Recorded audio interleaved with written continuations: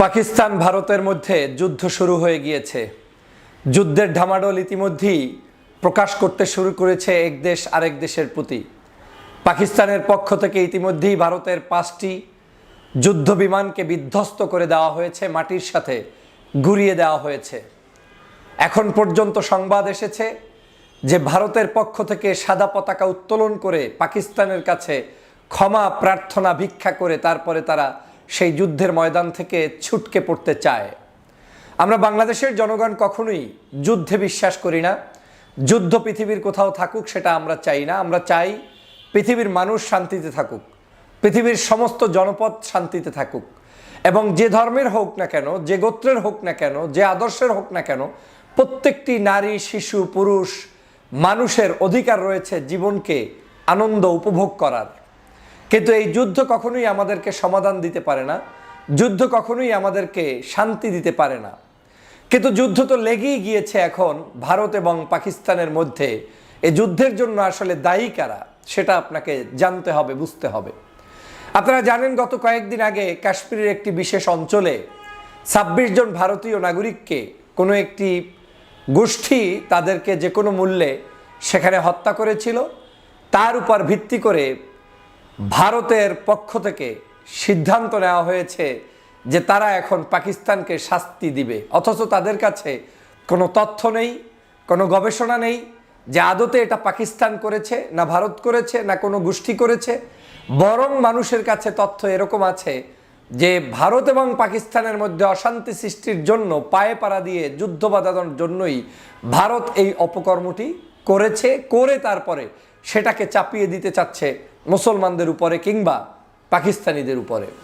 প্রিয় বন্ধুরা আমার, আপনারা জানেন ইতিমধ্যেই পাকিস্তানের পক্ষ থেকেও ভারতের উপরে যে যুদ্ধের আক্রমণ সেটা শুরু হয়েছে। ভারত সবার আগে তাদের পক্ষ থেকে শুরু করেছে এবং কিছু বেসামরিক মানুষ যারা সাধারণ নাগরিক, শিশুসহ সেখানে পাকিস্তানের কিছু নাগরিক ইতিমধ্যেই শহীদ হয়েছে।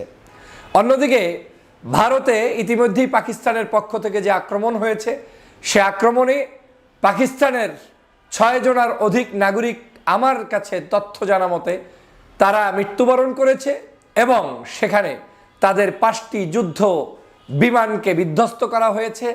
পাশাপাশি তাদের একটি ঘাঁটিতে আক্রমণ করা হয়েছে এবং তারা সাদা পতাকা উত্তোলন করে পাকিস্তানের কাছে নাকি ক্ষমা ভিক্ষা পর্যন্ত চেয়েছে।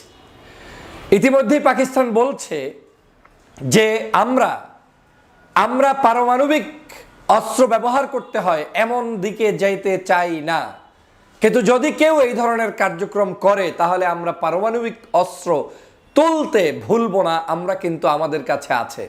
আপনারা জানেন বিশ্বের পারমাণবিক শক্তিধর রাষ্ট্রের মধ্যে পাকিস্তানও অন্যতম একটি রাষ্ট্র এবং ভারতের চাইতে পাকিস্তানে পারমাণবিক অস্ত্রের মজুদ সবচাইতে শক্তিশালী এবং বেশি। পাকিস্তানে অনেকগুলো কারণে তারা শক্তিশালী রাষ্ট্রে রূপান্তরিত হবে। যেমন ভারতের সাথে আমেরিকার সম্পর্ক ভালো, কিন্তু সেই ভালোটা এমন নয় যে পাকিস্তানকে ধ্বংস করে দিয়ে ভারতকে পছন্দ করবে, বরং তারা পাকিস্তানের প্রতি সমর্থন জানিয়ে গিয়েছেন বিগত দিনে। এটা হিস্ট্রিক্যাল, তাদের সাথে একটা সম্পর্ক রয়েছে।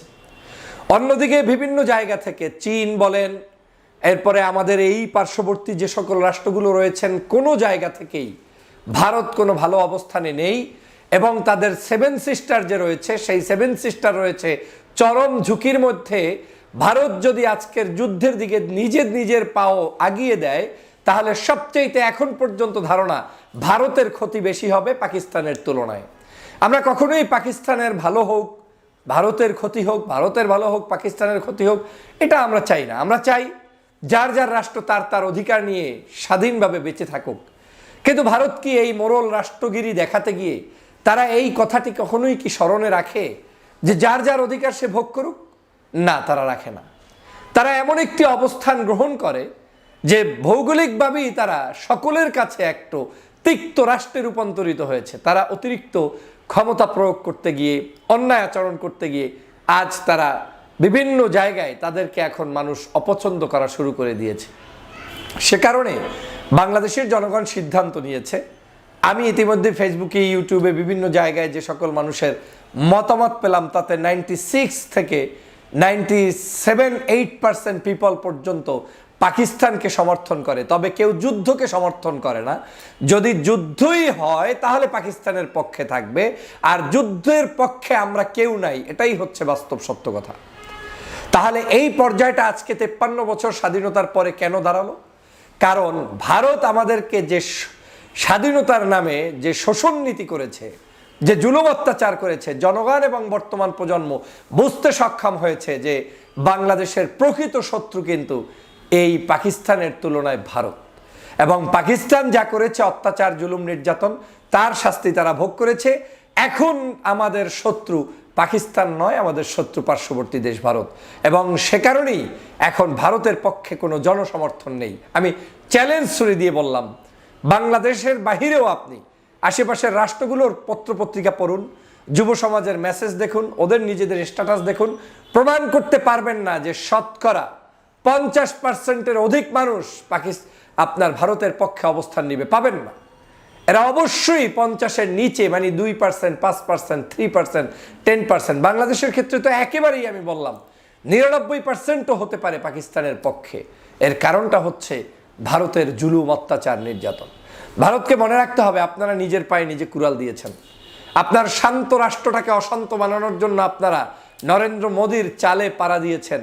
আপনারা মুসলমানদের উপরে নিধন করতে গিয়ে, নির্যাতন করতে গিয়ে এখন নিজেদের সার্বভৌমত্বকে ধ্বংস করবেন। বাংলাদেশের জনগণকে বলবো, আমাদেরকে প্রস্তুত থাকতে হবে। আমাদের বাংলাদেশকে, এই দেশের স্বাধীনতা, সার্বভৌমত্বকে রক্ষা করতে, সার্বভৌমত্বের জন্য সবাইকে ঐক্যবদ্ধ থাকতে হবে।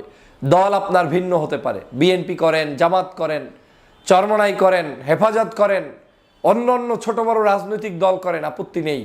দেশ আমাদের সবার। এ দেশকে সবার আগে মাতৃভূমির টানে ঐক্যবদ্ধ থাকতে হবে। এ দেশের পাশের রাষ্ট্রগুলোতে যুদ্ধ লাগলে আমাদের জন্যও কিন্তু কখনোই এটা কল্যাণকর নয়। সে কারণে আমাদেরকেও কিন্তু সচেষ্ট থাকতে হবে এবং সতর্ক থাকতে হবে। এবং সতর্কই নয়, প্রস্তুত থাকতে হবে। যদি কোনো কারণে আমাদের উপরেও কোনো আঘাত চলে আসে, তাহলে আমরাও আমাদের জীবনকে রক্ষার জন্য, দেশকে রক্ষার জন্য সবাই মিলে ঐক্যবদ্ধভাবে ঝাঁপিয়ে পড়ব। এবং এই দেশ রক্ষার আন্দোলনে আমাদেরকে ঐক্যবদ্ধ থাকতেই হবে। ইস্পাত দৃঢ় শক্তি নিয়ে আমাদের ঐক্যবদ্ধ থাকতে হবে। একটি জিনিস খেয়াল করেছেন, ভারত পাকিস্তানের যুদ্ধে আওয়ামী লীগের দোসররা ভারতের পক্ষে অবস্থান নিয়েছে। ইতিমধ্যেই বাংলাদেশের কাছে যে সকল তথ্য এসেছে, পত্রপত্রিকা যে সকল তথ্য প্রকাশ করছে, সেই তথ্যগুলোকে ইনিয়ে বিনিয়ে আপনার আওয়ামী লীগের লোকেরা ভারতে বসে বসে পোস্ট করার চেষ্টা করছে, দাদাবাবুদেরকে সন্তুষ্ট রাখার চেষ্টা করছে। এখান থেকেই প্রমাণিত তারা বাংলাদেশের পক্ষে নয়, জনগণের পক্ষে নয়। এমনকি ভারত বাংলাদেশ যুদ্ধ লাগলেও তারা পাকিস্তানেরও না, বাংলাদেশেরও না, তারা ভারতের পক্ষে অবস্থান নিয়ে ওই আওয়ামী লীগ তাদের সাথেই থাকবে। এটার দ্বারাই হচ্ছে আজকের বাংলাদেশের বাস্তব আওয়ামী লীগের চিত্র আপনারা বুঝতে পারবেন। অতএব তারা দেশদ্রোহী, দেশ বিরোধী। সেই দেশ বিরোধী শক্তির বাহিরে যারা আছেন, আপনারা যারা দেশপ্রেমিক, তারা সবাই মিলে এই দেশের জন্য লড়াই করার জন্য প্রস্তুত থাকতে হবে। সার্বভৌমত্ব রক্ষায় কোনো কাটছাট চলবে না, কোনো দ্বিধাদ্বন্দ্ব থাকবে না। আমরা সবাই এক এবং অভিন্ন থাকবো ইনশাআল্লাহ। আপনাদের কাছে আমাদের প্রত্যাশা, আমরা বিশ্বের মানুষদের কাছে আহ্বান জানাই, সবার পক্ষ থেকে আমরা যুদ্ধ চাই না, শান্তি চাই। শুধু ভারত পাকিস্তানের যুদ্ধই নয়, আমরা প্যালেস্টাইনের মুসলমানদের উপরে যে অত্যাচার, জুলুম, নির্যাতন চলছে, সেটার একেবারে চিরদিনের জন্য সেটা মুছে ফেলতে চাই। তাদের উপরে আর কোনো জুলুম, নির্যাতন না হোক, তারা স্বাধীন রাষ্ট্র নিয়ে, স্বাধীন দেশ নিয়ে পরিচালিত হতে পারে, সেই প্রত্যাশা আমি করি। দেশকে ভালো রাখতে হবে, পৃথিবীকে ভালো রাখতে হবে, সেই প্রত্যাশা ব্যক্ত করে আল্লাহর সাহায্য কামনা করে এখানেই শেষ করছি। আল্লাহ হাফেজ।